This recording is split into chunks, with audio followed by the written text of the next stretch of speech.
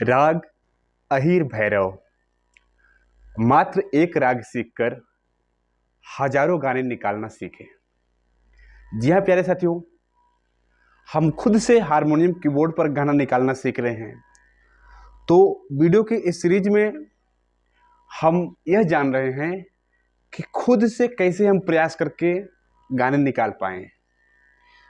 तो यदि हम प्रॉपर कोई राग भी सीख लेते हैं, कोई राग का आरोह अवरोह और प्रॉपर तरीके से उसकी पकड़ जान लेते हैं, यानी कि राग का मूड जान लेते हैं, उसका जो राग का अंश है उसे जान लेते हैं, तो हर एक तकरीबन जो भी अपने हिंदुस्तानी पद्धति में चलन में राग हैं, तो हमारी हिंदुस्तानी फिल्म इंडस्ट्री ने एक एक राग पर हजारों हजारों लाखों लाखों गाने बना कर रखे हैं।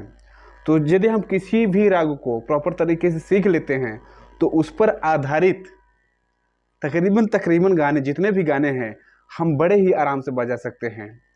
वो इसलिए कि जो भी गाना उस राग पर आधारित रहेगा, सब में एक ही नोट लगने वाला है, नोट बदलने वाले नहीं हैं। वही नोट आपको हर गाने में लगाने पड़ेगी। तो इससे हमें सहूलियतें हो जाती है कि हमें अलग से नोट ढूंढने की ज़रूरत नहीं पड़ती। जो नोट हम एक गाने में लगा दिए, उसी वही नोट हम हर एक गाने में अप्लाई कर सकते हैं, वो गाना हमारा बच जाएगा। ठीक। इंडियन म्यूजिक गुरु चैनल पर वीडियो देख रहे सभी संगीत प्रेमियों एवं कलाकारों को नमस्ते, प्रणाम, आदाब, सत श्री अकाल। कैसे हैं मेरे प्यारे प्यारे साथियों? उम्मीद करता हूं कि आप सब बहुत ही बढ़िया होंगे, बहुत ही अच्छे होंगे। तो चलिए देर न करते हुए वीडियो की स्टार्ट करते हैं और जानते हैं राग अहीर भैरव पर आधारित गाने। तो सबसे पहले हम राग अहीर भैरव का संपूर्ण परिचय सरल और आसान भाषा में जान लेते हैं। उसके बाद उसका मूड जान लेते हैं, आरोह अवरोह और चलन जान लेते हैं। फिर उसके बाद जानेंगे कि इस पर आधारित गाने कैसे बजते हैं। तो अगर इच्छा करे आपकी भी तो नोटबुक और पेन ले लेंगे ताकि मेरे साथ आप भी उतारते जाएं। राग का नाम क्या है? राग अहीर भैरव। ठीक। तो देखिए साथियों, यहाँ एक चीज ध्यान देने की बातें हैं कि थोड़ा सा जब हम किसी राग का नाम सुनते हैं तो राग का नाम सुनकर ही थोड़ा सा हमें आइडिया लगा लेना चाहिए कि यह जो राग का नाम है वो किससे रिलेटेड हो सकता है। कहने का मतलब यह है कि जितने भी राग हैं कहीं ना कहीं किसी न किसी विषय से रिलेटेड हैं। ठीक। जैसे हमारा काफी हो गया, वो होली यानी फागुन से रिलेटेड है। मेघ हो गया, वो बरसात से, बरसात ऋतु से कनेक्टेड है। तो इसी तरीके से जितने भी हमारे राग हैं वो किसी न किसी चीज से रिलेटेड हैं। ठीक, समर्पित हैं किसी न किसी पर। तो जिस तरीके से हमारा भैरव राग भगवान शिव शंकर पे समर्पित है, उनका गुणगान करता है, उसी तरीके से हमारे विद्वान लोग कहते हैं कि जो राग अहीर भैरव है यह भगवान श्री कृष्ण पर समर्पित है। उनका गुणगान करने के लिए यह राग बनाया गया है, उनके समय से ही चल रहा है यह राग। ठीक। तो जब ऐसा हम कुछ जान लेते हैं तो क्या होता है ना कि हमारे लिए एक सरलता हो जाती है कि मूड उसका पता चल जाता है कि किस मूड का यह राग है, क्या बताएगा। ठीक। अब हम देख लेते हैं इसका थाट। ठीक। तो साथियों, यह भैरव का ही एक प्रकार है। ठीक। जो भैरव थाट है उसी का एक प्रकार यह भी है। तो क्या हो जाएगा इसका थाट? भैरव। ओके। अब एक चीज यहाँ और थोड़ा सा विवाद का विषय बना हुआ है कि जो भैरव अहीर भैरव जो राग है, इसके जो सुर हैं वो थोड़े से चेंज हैं, जिससे विद्वान थोड़ा सा कंफ्यूज रहते हैं कि यह भैरव और खमाज से मिलकर बना हुआ राग है कि भैरव और काफी से मिलकर बना हुआ राग है। यहाँ थोड़ा सा कन्फ्यूजन हमेशा बनी रहती है। बट ज़्यादा जो मतलब आंसर निकल कर, जैसे हम रिसर्च किए इस पर कि इसको देखे, मैं इसको अच्छे से इस पर थोड़ा सा रिसर्च किया कि कैसे मैं क्लियर करूं कि ये किसका पक्ष ज़्यादा ले रहा है। तो देखने में साथियों, यह ज़्यादा तक पक्ष ले रहा था भैरव प्लस काफी का। क्योंकि जब हम खमाज को बजाते हैं तो जाते समय हमारा शुद्ध नहीं होगा और आते समय हमारा कोमल नहीं होगा, बट जब हम काफी को बजाते हैं तो आते जाते दोनों समय हमारा कोमल नहीं ही रहता है। तो जब हम इस अहिर भैरव का जब चलन करते हैं, पकड़ करते हैं, तो उसमें आते जाते समय हमें कोमल नहीं ही मिलती है। तो इसलिए राग काफी का समावेश इसमें देखा जा सकता है, या राग काफी का समावेश है। ठीक, तो हम ऐसे इसे लिख सकते हैं भैरव प्लस काफी। ठीक साथियों, तो आप इस पर कंफ्यूज मत रहिएगा, सिर्फ आप इतना देख लीजिएगा इसका ही एक रूप है, राग अहिर भैरव का ही एक रूप है, जो कि जिसमें कि कोमल रे और कोमल नहीं लगता है। ठीक, अब लिख लेते हैं हम लगने वाले स्वर। लगने वाले स्वर क्या हो जाएंगे?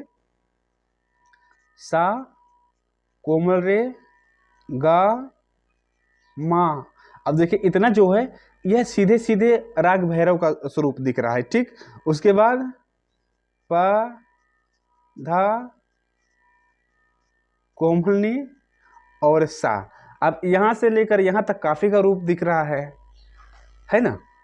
अब देखिए आगे हम बढ़ते हैं कि इसका वादी क्या है। वादी स्वर, वादी स्वर हो जाएगा आपका माँ, और समाधि क्या हो जाएगा? समाधि हो जाएगा इसका सा। एक चीज और यहाँ आप जानते चलें कि बहुत सारे ऐसे गाने हैं जिसमें कि कोमल धा का प्रयोग हुआ है, तो एकदम से ठाट भैरव आ जाएगा या राग भैरव आ जाएगा। जिसे यहाँ पर बहुत सारे ऐसे गाने हैं जिनमें कि कोमल धा का भी प्रयोग किया गया है। तो इसके लिए भी आप कन्फ्यूज मत रहिएगा।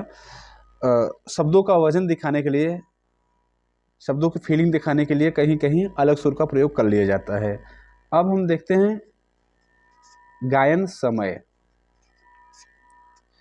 तो चूंकि यह थाट भैरव का राग है, ठीक, तो भैरव हमारा सुबह ही गाया जाता है, प्रातः काल, तो समय क्या हो जाएगा?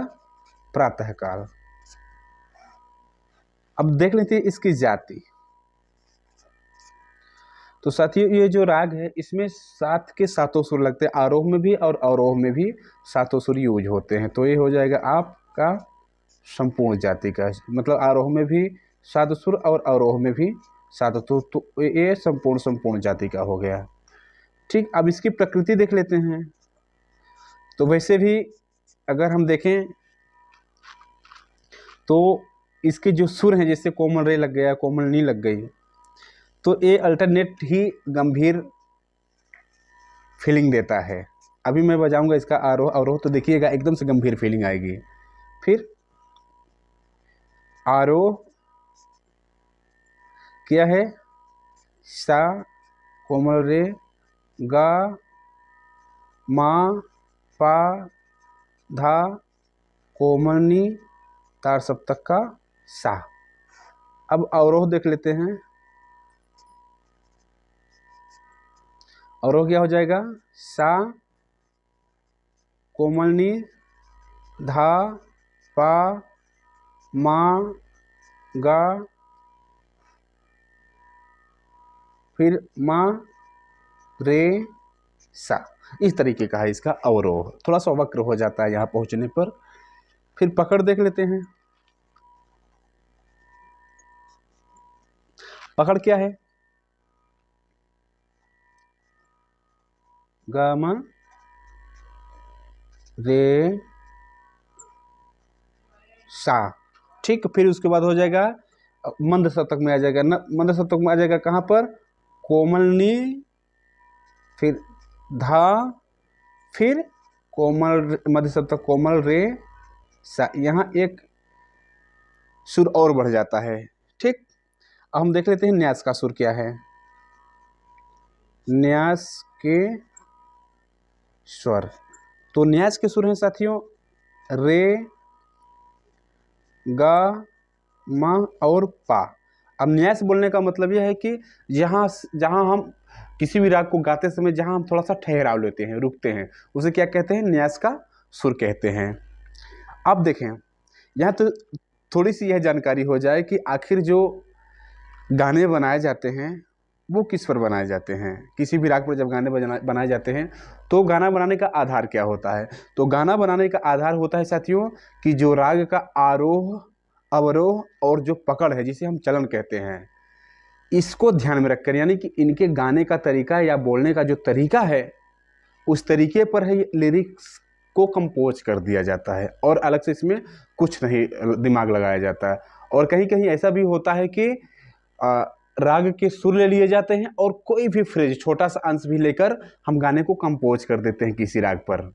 ठीक, अब एक चीज़ और जान लें यहाँ पर कि कोई भी राग हम बजा रहे हैं या गा रहे हैं, तो अगर हमारा मान लें कि सप्तक ए है, हम यहाँ गा बजा रहे हैं, तो सिर्फ हमें यही नहीं रहना है, उस राग के सुरों को लेकर मतलब जैसे कोमल रे लगा है, कोमल नी लगा है, तो इन्हीं सुरों का कॉम्बिनेशन लेते हुए हम तार सप्तक में भी जा सकते हैं और मंद सप्तक में भी जा सकते हैं। तभी जो हमारा राग है वो खिल कर आएगा, हमारे राग की खूबसूरती बढ़ेगी। अगर हम सिर्फ यही खिलवाड़ करेंगे मध्य सप्तक में, तो वो मज़ा नहीं आता जब तक कि हम तार सप्तक, मध्य सप्तक और मंद सप्तक में आते जाते नहीं। ठीक, तो क्या होता है, जब आप किसी भी राग का आरोह, अवरोह और चलन एकदम ध्यानपूर्वक दिल लगाकर बजाएंगे, तो उस राग का मूड यानी कि फीलिंग क्या है, ठीक, मूड पता चलेगा कि इसके भाव क्या हैं। जब भाव पता चलेंगे तो सुनिश्चित रूप से उस राग पर जो भी गाने आधारित होंगे,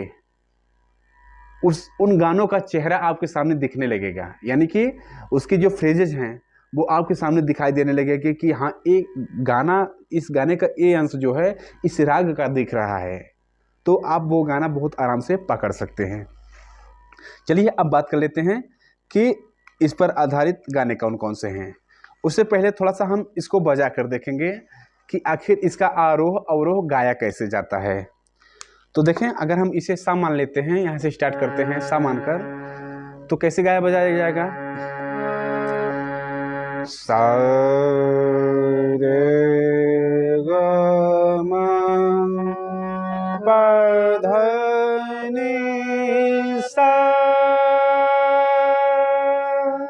सा नि ध प म ग म र सा। पुनः देखेंगे एक बार, सा रे ग म प ध नि सा, सा नि ध प म ग म र सा। ये क्या था? आरोह और अवरोह था। अब हम देखते हैं इसका चलन, या जिसे हम पकड़ कहते हैं, ए वाला अंग। तो देखिए कैसे, ग म र सा, कैसे देखेंगे, ग म र सा, ग म र सा। अब ये जो अंग दिख रहा है, ये स्पष्ट रूप से हमारा जो राग भैरव है उसका ही अंग दिख रहा है, लेकिन नीचे चेंज हो जाता है, न ध र सा। क्या है दूसरा अंग? ने ध नि रे सा। या ऐसा भी कर सकते हैं कि ने ध या ध नि रे सा, या ने ध नि रे सा। यहाँ से लिखने में थोड़ा सा त्रुटि हुई है, उसको सुधार लेते हैं। ने ध नि, फिर से नी आ जाएगी, ठीक, ने ध नि रे सा। ओके, अब हम देखते हैं कि इस पर आधारित गाने। तो अभी देखिए, मैं गाना नहीं बजाऊंगा, सिर्फ इसका आरोह अवरोह और चलन बजाऊंगा, आपको समझ आएगा कि हाँ, ये फला गाना दिख रहा है इस पर। देखें कैसे,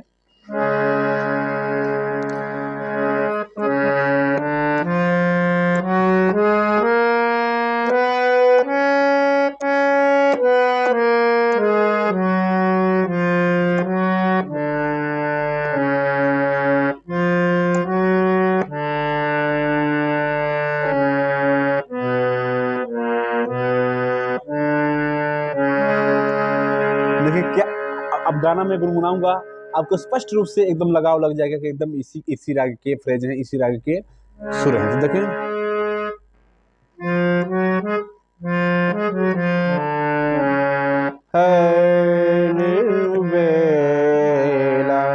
देख पा रहे हैं, अलवेला सजन आयो रे, अलवेला सजन आयो रे, मेरो मन अति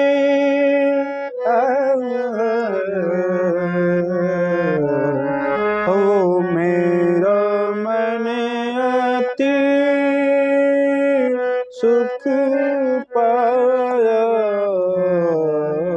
रे, अलवेला सजन आयो रे, अलवेला सजन आयो रे। देख पा रहे हैं कितनी सुंदरता से ये ढाला गया है, मतलब कि इसी राग पर। तो इसकी फीलिंग भी एकदम से देखने को मिल रही है राग अहिर भैरव की, और इसके सुर भी देखने को मिल रहे हैं। तो ये गाना हमारा किस राग पर आधारित हुआ? राग अहिर भैरव पर। अलवेला सजन आयो रे, अलवेला सजन आयो रे। ओके, फिर दूसरा गाना हम देखेंगे।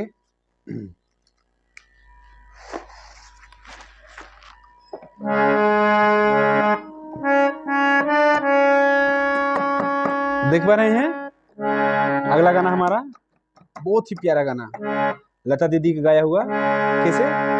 16 बरस की 16 बरस की बाली उम्र को सलाम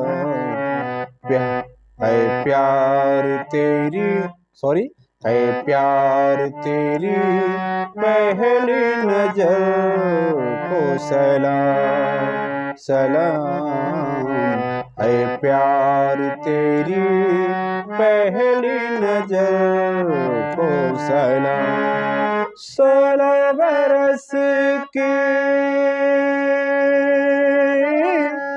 16 बरस की बाली उम्र को सलाम है प्यार तेरी पहली नजर को सलाम।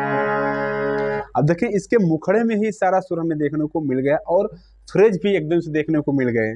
क्या है?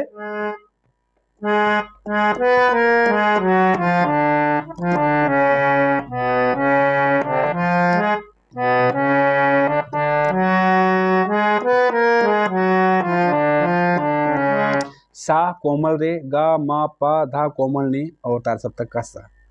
ठीक, तो बहुत स्पष्ट रूप से यह भी गाना हमारा बता रहा है। अब यहाँ एक चीज हम जान ले, इस गाने में क्या है कि जो हमारा कोमल धा है उसका भी प्रयोग कहीं कहीं इसमें किया गया है, ठीक, फीलिंग दिखाने के लिए। तो हमारा गाना क्या हुआ? 16 बरस की बाली उम्र। अब हम तीसरे गाने को देखेंगे। तीसरा गाना क्या हो जाएगा? सेम इसी तरीके से, यही एकदम से फीलिंग देता हुआ।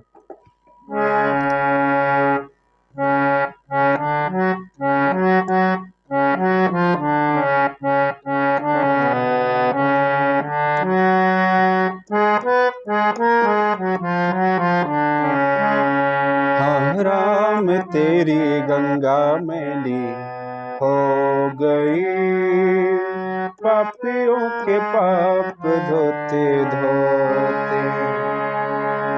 एकदम से जो हमारा आरोह अवरोह का बोलने का जो तरीका है, गाने का जो तरीका है, उसी पर एकदम स्पष्ट रूप से गाना ढाल दिया गया। देखें कैसे,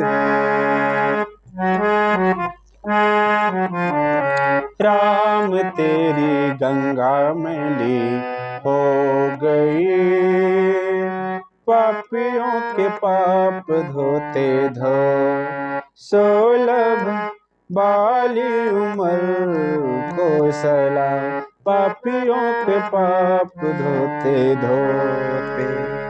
एकदम से आहिर भैरव का फ्रेज देखने को मिल रहा है। जिस तरीके से 16 बरस की बाली उम्र को सलाम में दिख रहा था फ्रेज, वही फ्रेज यहाँ भी लगाया गया है। पापियों के पाप धोते धोते।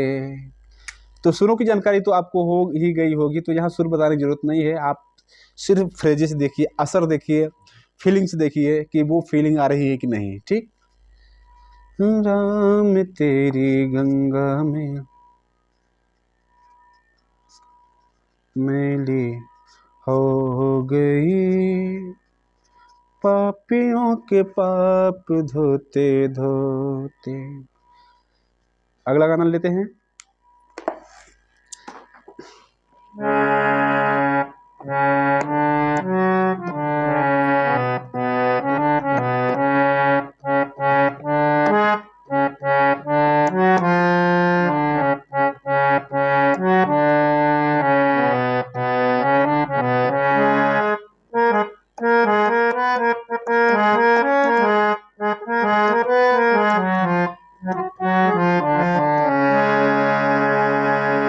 देखिए किस तरीके से अगला गाना हमारा।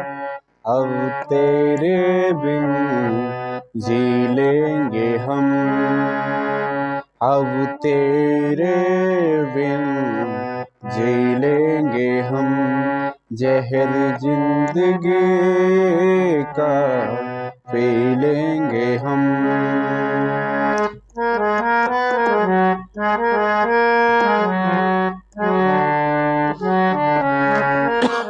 क्या हुआ जो एक दिल टूट गया, अब तेरे बिन जी लेंगे हम। सा रे गा मा पा कोमल। स्पष्ट रूप से यह गीत भी हमारा इसी राग पर आधारित है। ठीक। तो क्या है गाना। अब तेरे बिन जी लेंगे हम। ठीक। फिर नेक्स्ट गाना हम देखते हैं। नेक्स्ट गाना भी बहुत ही प्यारा है, बहुत ही दिल को छू जाने वाला दर्द भरा गीत है। क्या है।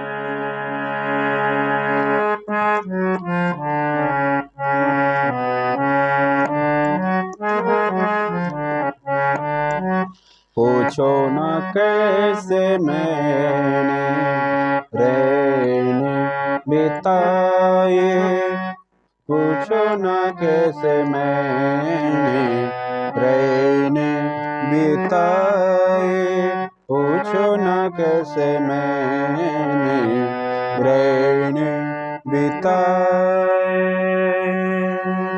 एक पल जैसे एक जुग बीता, एक पल जैसे एक जुग बीता, जुग बीता मोहे नींद न आए। क्या है। जुग बीता मोहे नींद न आए, पूछो न कैसे मैंने रैन बिता।